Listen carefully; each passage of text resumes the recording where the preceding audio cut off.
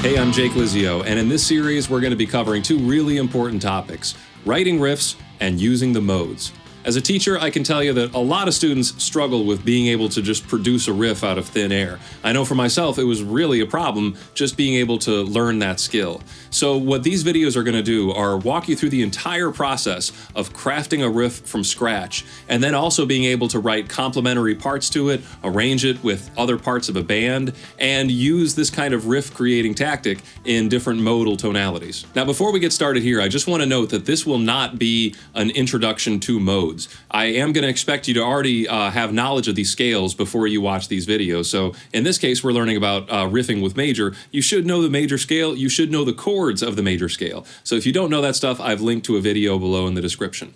Also, I'm not going to be limiting myself 100% to just each one of these modes. In my previous lessons, that's what I've done. I've said we're only going to use Lydian, we're only going to use the notes of Dorian, but when we're actually making music, it's pretty common to want to expand past just 7 notes. So I will be doing some other tricks outside of the keys here, and I'll be explaining those the whole time through so you can understand where and when you might want to leave the safety of your key for some more adventurous sounds. So let's get started. We're writing riffs in major today. And before we even play any notes, we just want to have an idea of what major is capable of and where we want to go with our song. We have to start with some idea. And I can tell you, most of us would agree that, major would be a bad idea for something evil or creepy. It would be maybe a good idea for something upbeat and, energetic. So I'm going to go with that other one. I want something more upbeat and energetic. And since I'm on an electric guitar, I'm thinking maybe something in the style of Rush. Something riffing, but like still energetic and still kind of heavy. So that gives me some sort of guideline to follow throughout this entire process. So now we have to pick a key, and they're really all the same to me, but they look and feel totally different on your instrument. So the key of E is pretty common on the guitar. We'll just go to the key of F instead. That's something a little different. And when we're writing riffs, we want to start with the scale, all right? And here's just my F major scale, and I'm actually only going to play a little bit of it. I'm only going to play it maybe up to an octave, maybe an octave and a half, because when I think of writing riffs, I don't think of high notes. I don't think of high stuff like that. I think of this low, chunky riff territory. So let's start just by playing that scale shape up and down, just kind of playing around up and down the scale, note by note. And then my first suggestion is just start chugging away at the tonic. In any key you're in, it's a really good idea to just keep repeating that tonic note. And then maybe experiment with some of those other notes of the scale.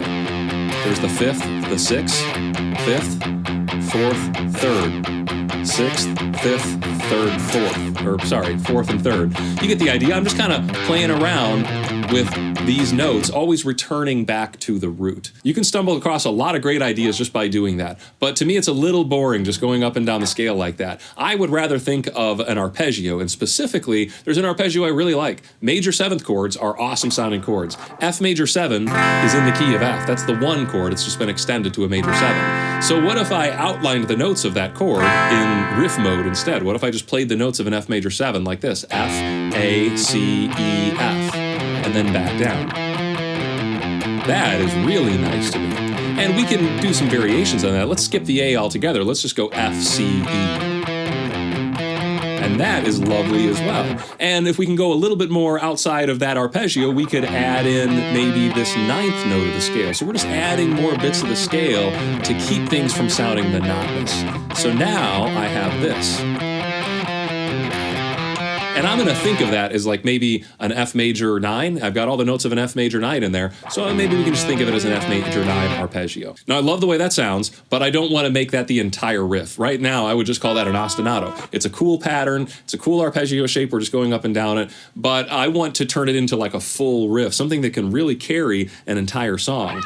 So what we want to do is follow it up with something different, because this F major thing is going to get a little boring after a little while. So let's think about chords that can follow up our F. Well, any of the chords in the key of F, and that's what we're in. We're in F major. So let's look at these other chords of F, and let's just try bringing some of them in. Let's try the 6th chord, which is D minor. So I'll play my little riff, and then I'll play a D minor. But I'll actually just play it as a D power chord, because we're writing riffs here, and power chords are really appropriate when you're writing riffs. I don't like so much going riffs and then full chords, but if you're writing a riff, I think power chords are really the way to go. So here I've got my F riff, and then a D power chord. And that actually works really well. I just don't like it. I was looking for something brighter and more energetic. That was my vision here. So let's try one of the major chords. Let's try the 5 chord. And that works, but it kind of falls flat to me because we just played that 5th note before we got there. So I don't really like that. The 4 chord is going to work great. B flat. And what I ended up choosing on was actually doing the 3 chord, which is A minor, and then scooting it over to the 4 chord for B flat. So here's what I ended up settling on was F, A, B flat, like that. Now, I really liked that. I thought that was perfect, so I figured let's do it again with a slight variation. And the only variation here was instead of A, we'll do a G minor, which is the 2 chord, and then once again we can bump it up to the 4 chord.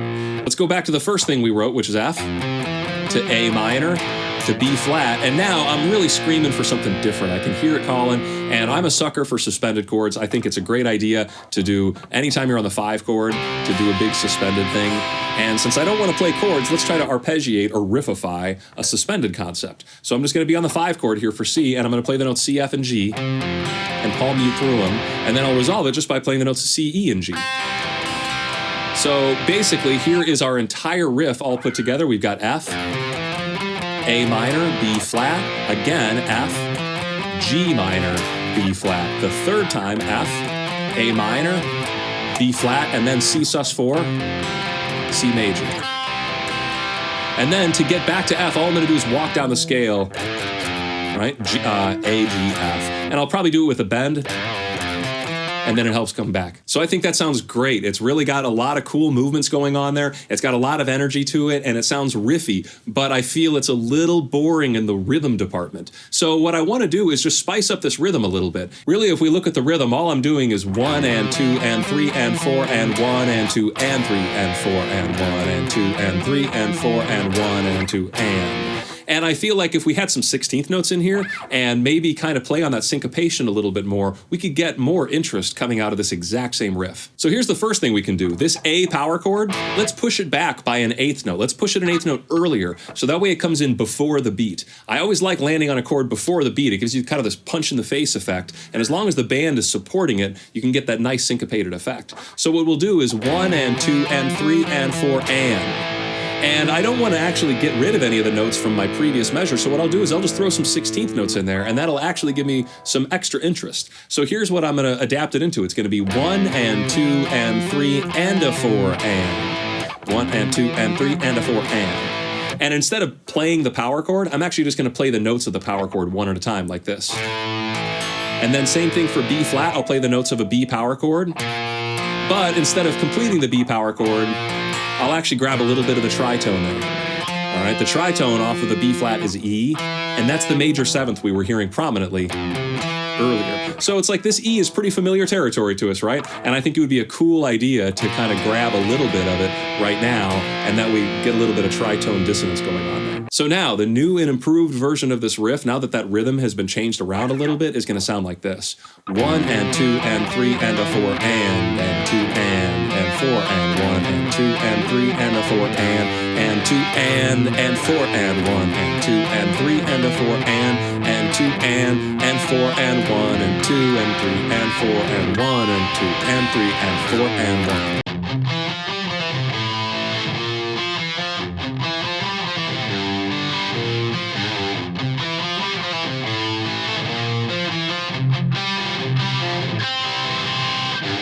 So I'm finally at peace with that riff. To me, it takes a lot of sculpting to get something right where I need it. You can see I started with an idea, I wasn't happy with it. So I tried some different variations and I wasn't quite happy with those, but they were better than where I started. So you keep kind of chipping away at it until it finally is something that you're happy with. It's a very evolving process. Very rarely does the riff just come out of your fingertips. You know, most of the time it's going to be one of these processes where it evolves and you just kind of have to keep sculpting it until it's just right. But now that I have this cool riff, let's put it to use. One of the simplest things I can do is just give it a nice driving drum beat behind it.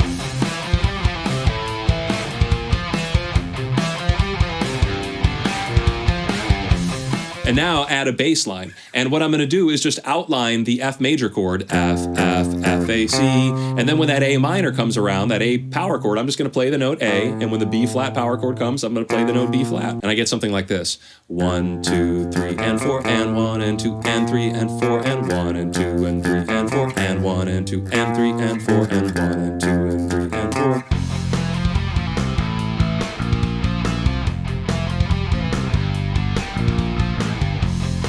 So I'm very happy with that. But we spent all this time making just that one riff, and it's gonna get boring if we just keep doing it over and over and over again. So one of the cool things we can do is just repackage this riff into a completely different context by changing the drums and changing the bass. This would serve as an amazing intro if instead of our drums and bass driving ahead, what if our drums were kind of doing like a start and stop punchy kind of feel? Well, as long as we're punching in on those accents and as long as the bass is cutting out, we should get a really cool introductory kind of feel.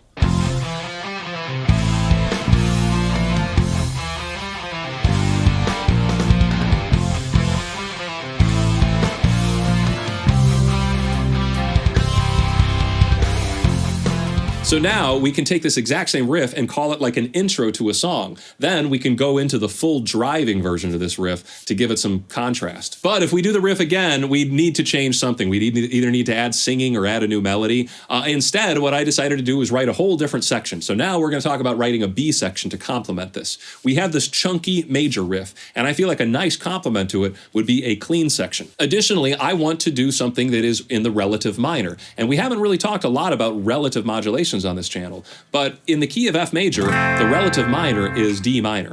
So if we start focusing on this 6th chord, D minor, then the key signature doesn't change, but the tonality will kind of reset to being the key of D minor. And as long as we keep resolving to D minor, it'll feel like D minor is our new home. So that's what we'll do here. Let's write a simple chord progression, starting on D minor. We'll go to B flat, which is the 4 chord, and then we'll go to the 5 chord, C. And then we'll do that 3 more times. D minor, B flat, and then C. And what this is going to do is it's going to build us up to finally come back to F. But it'll be a nice little vacation away from our major tonality. We'll be in this nice, darker, smoother minor tonality instead. Now let's spice up that chord progression a little bit. D minor is in the key, but we could extend it to D minor 7. We're still in the key. We could also extend it to D minor 9. And minor 9 chords are pretty classy. So let's play a D minor 9 instead. Instead of B flat major, let's play a B flat major 7. But we can add in a sharp 11 for a nice little tension there. And then for C, we'll just play a C add 9. So we've got our new progression, which is D minor 9, B flat major 7, sharp 11, and then C add 9. And all of these notes, even though the chord names are pretty weird, all those chords, or all those notes, are in the key. We haven't left the key signature at all, so it's totally diatonic. Now to turn this into a groove section, it's really easy. Once again, just add some drums.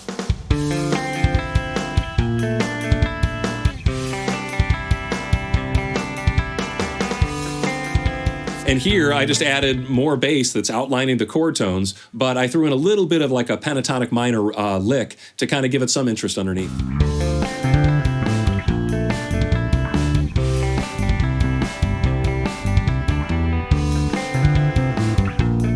And finally, I took those same chords and just rearranged them into different voicings and strummed them on as whole notes on top of the entire thing.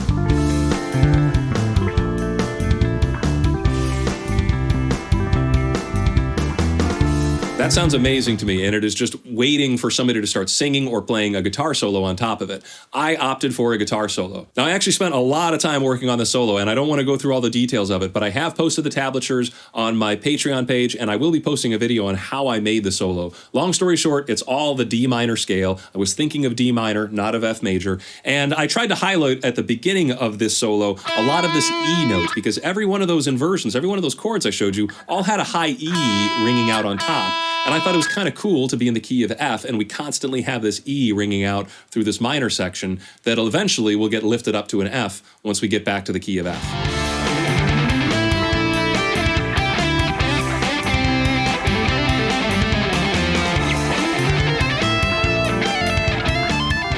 Now there's two parts in this solo and section where you're actually going to hear straight quarter note pentuplets, and that's pretty weird and abstract, and I really want to explain to you how that ended up in the song because I feel like there's a lot to learn through this process. You see, initially I just had the guitar part and the drum part, and I didn't have a bass part written. So I plugged in my bass and just started grooving along, just kind of coming up with ideas, thinking about what the bass should sound like. And while I was recording, I ended up falling into this really strange groove pattern.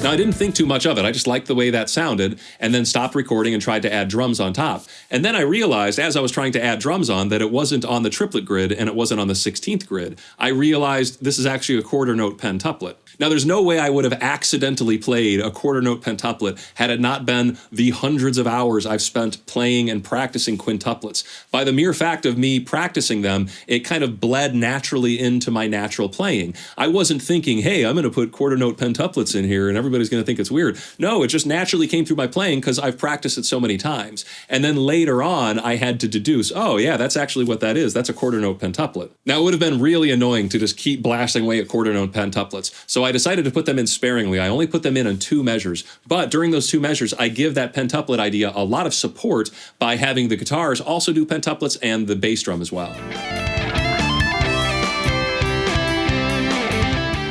So let's take a listen to what this entire thing sounds like. We'll have our main riff being served as an intro, then we'll have our main riff being served as just a driving riff, then we'll go into our B section, which is this minor, clean section groove with the guitar solo on top, and 2 occurrences of quarter note pentuplets. And then we can come back to our main riff, fade things out.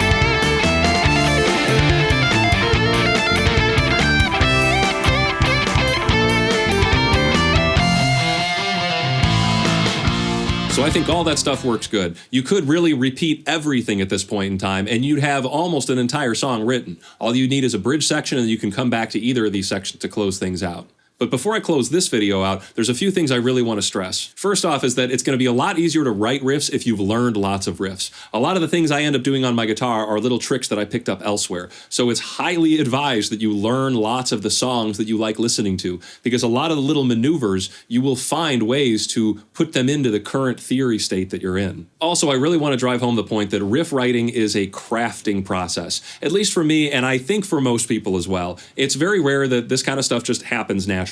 Most of the time, an idea grows. It's like a crystal, and it just kind of keeps expanding. And a lot of times, it's not about adding things to your riff. It's about taking things away, creating space, removing notes can do a lot to add interest to something. So, if you think your riff is lame, that might be true, but find out why it's lame and then remedy that. If it's too, consistent, well, take away some notes, add some rests in. If you think it's too boring, well, try to add in some more rhythmic interest, add in some more 16th notes or triplets, or try to have some bigger jumps in your range. And also, I just want to reiterate that it's not about what you write, it's about what you do with what you write. If I have this riff all on its own, it sounds okay. You add drums and bass and it sounds awesome. And then also the fact that this riff can serve many different functions. I mean, just the idea here is intro riff and verse riff, and that's just by changing what's around it. So it's so important to always remember that whatever you wrote is going to be heavily colored and influenced by whatever is happening in the background. So as a composer, you really want to be thinking not just on your instrument, you want to be thinking about the role of your other instruments, probably most likely keyboards, piano, and bass. So that's all we've got for the major scale today. We will be doing this again soon with the Dorian mode. I hope you enjoyed this video and I hope you learned something from this video. If you did like this video and you wanted to support me in this channel, you could do so by joining my Patreon page. There's links below in the description. You could also consider buying my ultimate modal poster, but if you can't do that, a like, comment, and subscribe all helps me out. So thanks for watching, and I will see you next time.